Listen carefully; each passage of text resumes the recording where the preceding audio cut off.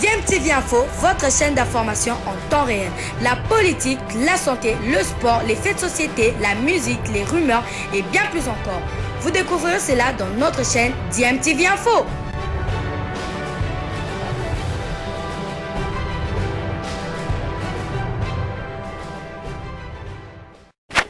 Vous êtes sur DMTV, bonjour ou bonsoir, tout dépend de l'heure à laquelle vous nous suivez. Tout le plaisir est pour nous de vous retrouver, mais surtout de savoir que vous êtes nombreux en train de suivre votre chaîne YouTube DMTV. DMTV qui vous propose l'actualité, mais vous propose également des analyses et des réflexions sur des sujets d'actualité, sur des faits sociaux ou tout simplement des réalités que nous observons ici chez nous en République démocratique du Congo. L'actualité, c'est aussi cette tournée du chef de l'État du côté de la province du Nord Kivu après l'éruption du volcan Nyiragongo et la catastrophe qui s'en est suivie. La population de Goma qui est meurtrie par cette éruption a bénéficié de l'assistance du chef de l'État. Il est arrivé avec son épouse pour pouvoir réconforter cette population. Le chef de l'État a profité également de son séjour pour certainement faire aussi une évaluation de l'état du siège qui avait été décrété par lui dans les deux provinces de l'Est du pays, en Ituri ainsi qu'au nord Kivu, ce qui l'a amené à visiter la ville de Beni ainsi que celle de Butembo. Mais au niveau de Beni, le chef de l'État a échangé avec la population de Beni, les élèves et d'autres structures représentant en tout cas la population de Beni, notamment la société civile. Et nous avions par exemple ce responsable de la jeunesse de Beni qui lors des échanges a émis un vœu et a sollicité du chef de l'État une attention particulière en ce qui concerne le retour de la paix. Surtout, ce responsable de la jeunesse estime que tous les moyens doivent être mis à contribution pour apporter la paix. Je vous propose d'écouter la réaction du chef de l'État lorsque ce responsable de la jeunesse est allé jusqu'à lui demander s'il faut négocier avec l'ennemi, que le chef de l'État le fasse pourvu que la paix soit rétablie dans cette partie de la République démocratique du Congo. Écoutez la réaction de Félix Antoine Tshisekedi Tshilombo. Ensuite, nous allons nous retrouver pour placer également un mot, faire une petite réflexion aussi par rapport à cela et bien sûr conclure ce sujet tout en vous rappelant que vous êtes en train de suivre DMTV, votre chaîne YouTube. Si vous n'êtes pas encore abonné, vous êtes nouveau ici ou ancien mais que vous ne vous êtes pas encore abonné, n'hésitez pas s'il vous plaît, abonnez-vous et n'oubliez pas d'activer la petite cloche de notification et bien entendu en cliquant sur cette cloche que vous verrez apparaître dès que vous serez abonné, elle va vous permettre de ne plus rien manquer des prochaines vidéos que nous allons vous proposer. Suivant cet extrait, nous nous retrouvons tout de suite après. Au responsable de la jeunesse qui me demandait un autre schéma. Je n'avais pas très bien compris, je ne voulais pas vous interrompre, mais j'avais dit que j'allais vous poser la question, répondez-moi, allez-y, oui. Qu'entendiez-vous par vous proposer un autre schéma? Je suis prêt à vous suivre, mais sur quel schéma? Nous, au niveau de la jeunesse, des moments passés, nous avons suivi la représentante de la MONUSCO en RDC. Je crois à l'époque c'était Leila Zerougui, si je ne me trompe pas, qui avait dit qu'il faut échanger avec l'ennemi. Il faut négocier avec l'ennemi. Quand elle arrive à un niveau de nous dire qu'il faut négocier avec l'ennemi, c'est que la MONUSCO maîtrise l'ennemi. Et donc, il faut aussi exploiter aussi ces schémas-là, pourvu que nous puissions avoir la paix. Parce qu'on dit souvent que la paix coûte cher. L'essentiel pour nous ici, c'est la paix, par n'importe quelle voie, et que nous puissions avoir la paix. Donc, il ne faut pas aussi négliger ces schémas-là, aller vers la MONUSCO pour que la MONUSCO puisse nous dire pourquoi elle avait envisagé aussi les schémas-là de chercher la paix dans ces sens, d'échanger avec l'ennemi. Bien sûr, maintenant je vous comprends mieux. Mais moi je veux vous dire une chose, est-ce que l'ennemi a demandé une négociation? Parce que c'est ça le problème. Quand on dit négocier avec l'ennemi, c'est parce que l'ennemi vous fait du tort pour une raison X ou Y. Mais est-ce qu'ici, l'ennemi a dit ce qu'il voulait? Je ne crois pas. Ah, peut-être. Mais je ne crois pas, je ne l'ai jamais entendu chez eux. Et donc je me dis, comment négocier avec quelqu'un qui vous tue. Non, il faut d'abord lui montrer que vous avez du répondant.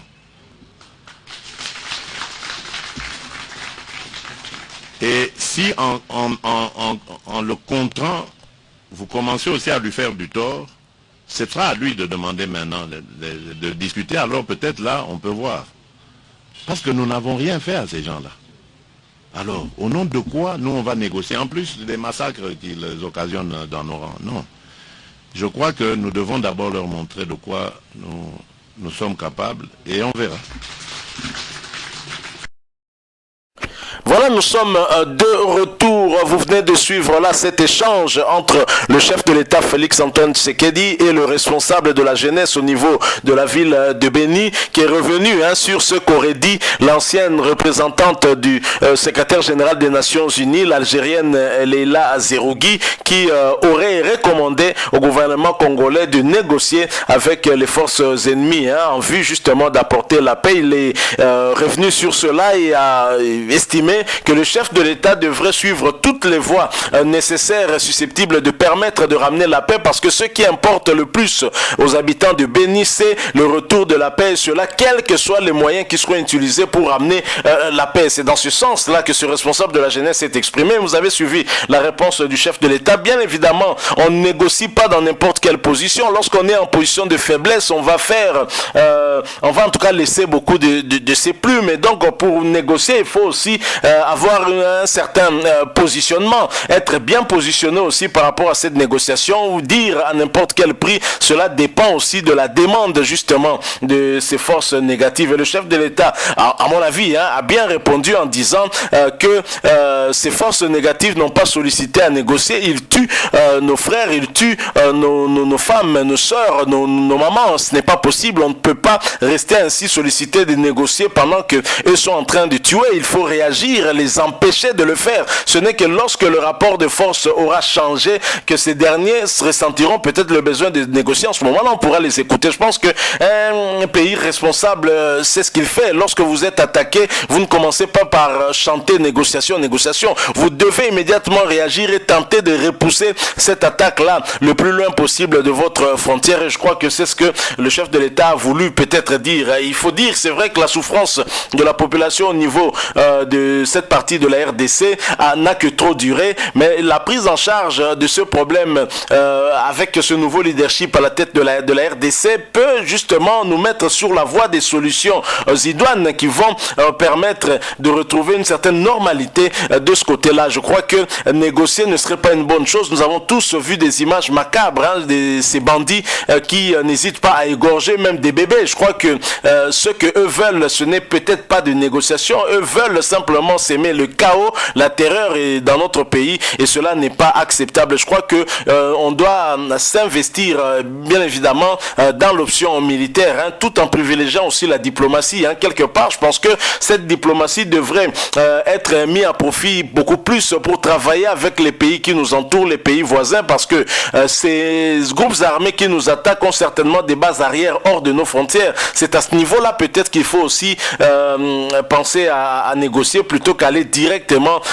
négocier avec ces forces armées, ces forces négatives, à moins que ces dernières puissent elles-mêmes en montrer en tout cas le besoin. Et en ce moment-là, peut-être le chef de l'État l'a dit, nous pourrions voir dans quelle mesure justement discuter avec eux. Je crois que c'est la meilleure des options, tout en comprenant la souffrance de nos populations là-bas. La paix, c'est aussi savoir mieux se défendre. On a toujours dit qui veut la paix prépare la guerre. Et l'ancien chef de l'État, Mobutu Sese Seko, lorsqu'il disait pour le retour de la paix, s'il faut négocier même avec le diable, il va le faire. Il a été vilipendé par plusieurs hommes de Dieu à cause de cette parole-là, mais on peut comprendre par le propos de ce responsable de la jeunesse devant le chef de l'État Félix-Antoine Tshisekedi que tous les moyens sont bons en tout cas pourvu que la paix puisse revenir du côté de Béni. C'est notre souhait à nous tous, et je pense pense que l'état de siège, c'est justement